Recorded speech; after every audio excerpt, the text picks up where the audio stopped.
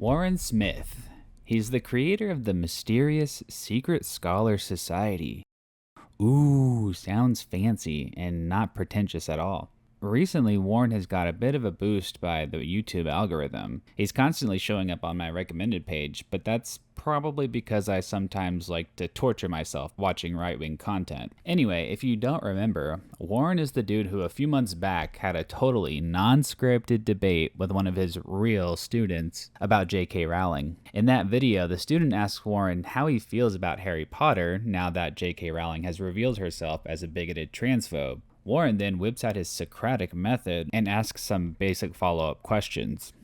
She's had a pretty controversial past. I just want to know, what are your thoughts on it? And, do you still like her work despite her bigoted opinions? So let's get specific, though.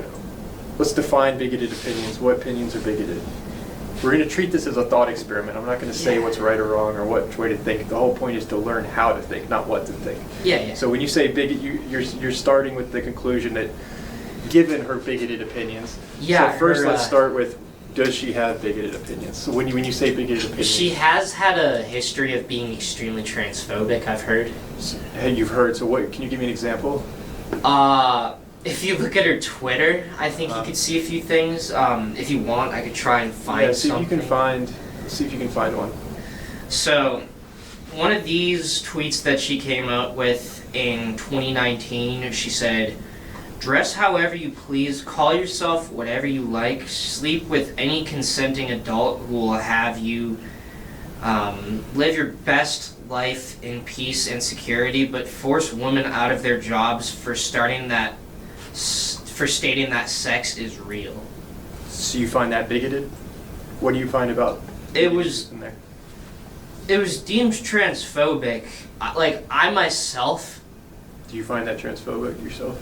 I don't really have an opinion on it, but I'm just going with what a lot of other people have said. So let's pause there. Let's not go with what other people are saying. Let's try and learn how to critically think. So let's analyze the tweet ourselves. So that statement, do you see anything problematic disregarding other people's opinions? By attacking someone for stating that sex is real. That is exactly what she's saying. Is that transphobic to you? So, no. Stating that sex is real is not transphobic. It's just a fact of life. It exists. So is there anything you disagree with in that tweet? In that tweet, I can't really see anything that I myself disagree with.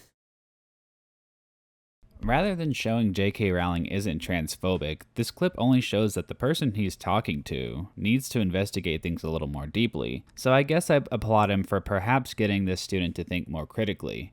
However, it doesn't require much research to clearly show that JK Rowling is very transphobic.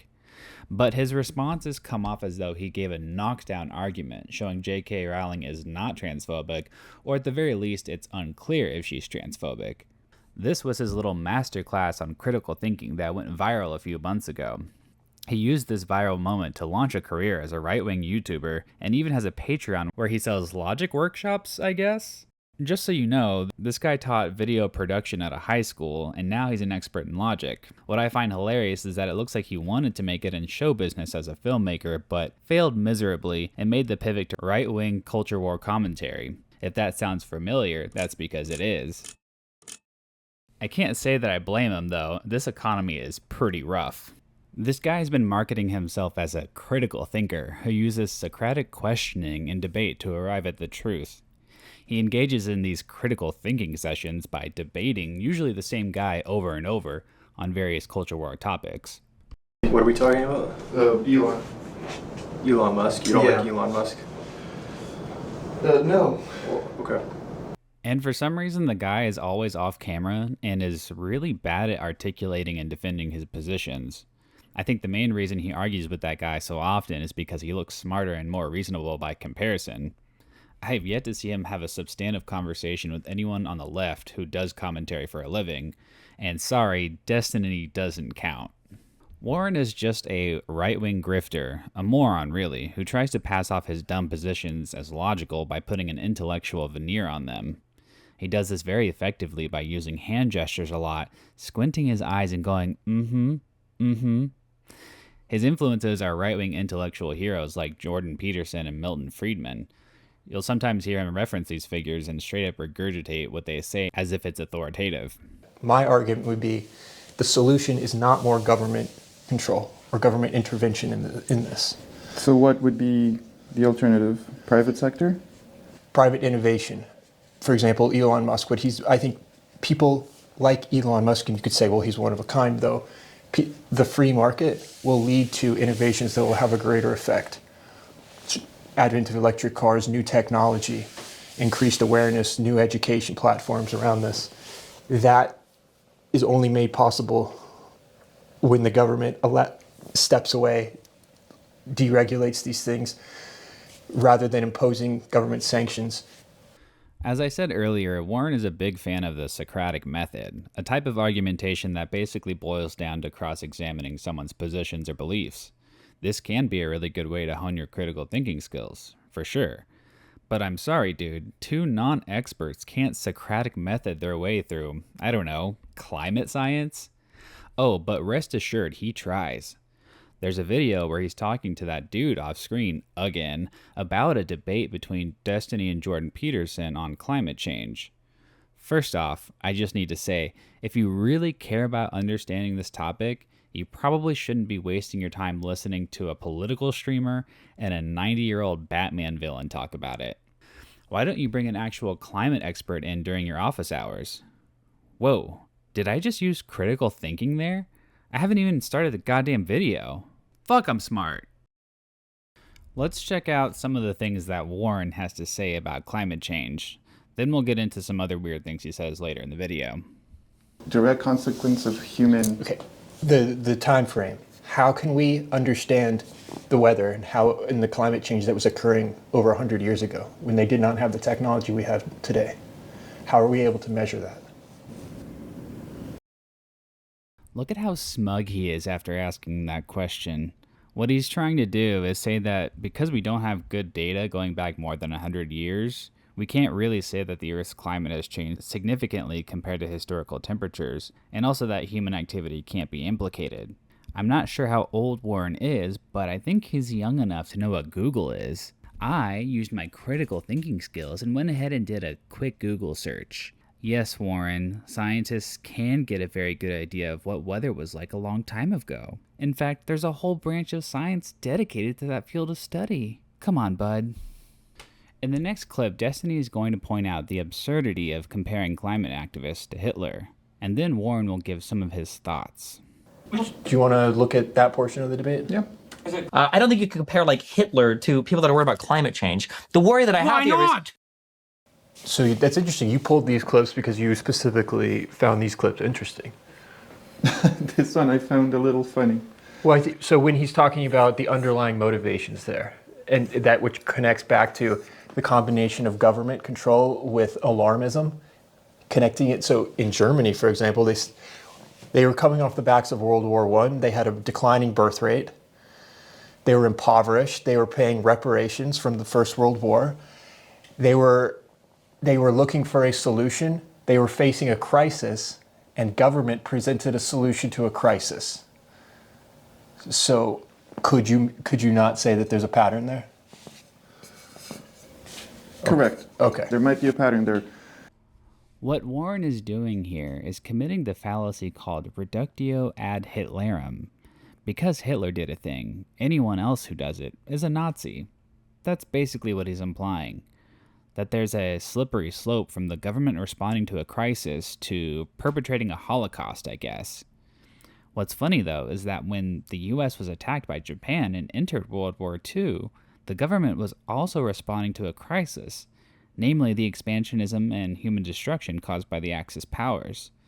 So, should the government have not responded to this alarming crisis? This is just a talking point that it gets directly from Ben Shapiro, that the government sucks at everything. Next, I want to play a clip of Warren that's going to entirely contradict his whole thesis about governments responding to crises being a bad thing. Because it seems to me that London, for example, in the 1800s was far worse than it is today in terms of climate.